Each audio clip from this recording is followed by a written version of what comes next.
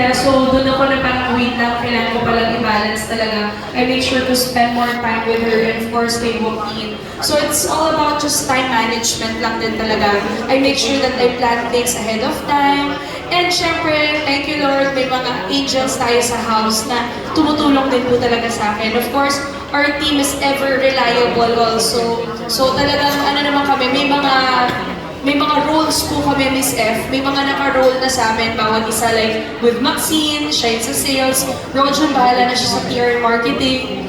Kami po nila, Miss Karen, our head, we do the operations, lahat. So, may kanya-kanya naman pong toka. So, mas nagkakaroon kami na ng time with our families. Isang tanong pa, paano mo daw nagsisimula ang araw mo at magtatapos ito?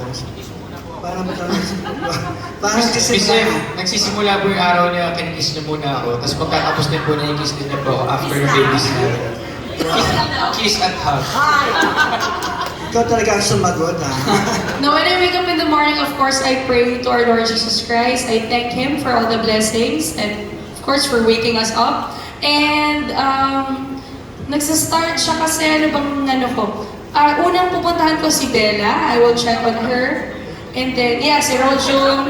Si Joaquin kasi po aalis ng 9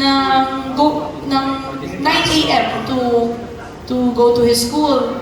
So, magbababay yun si Joaquin. Ganun, usually ganun lang. Tapos by mga 12 lunch na, mag-work na ako. So, online, lahat. And then, magla-live na kami sa studio namin sa QC na around mga 6 o'clock. Hanggang gabi na po yun. And then, ganun lang po everyday. Pero kapag may PTV4 ako, meron kaming shoot sa umaga, 8 a.m. May studio na po ako sa bahay na sarili.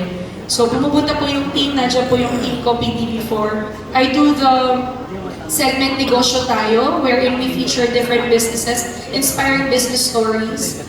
Under Rise and Shine Pilipinas, morning flagship show of PTV4. So I'm still part of that morning show. And I also do events hosting. So depende sa schedule po. Thank you, Dayan. Thank you.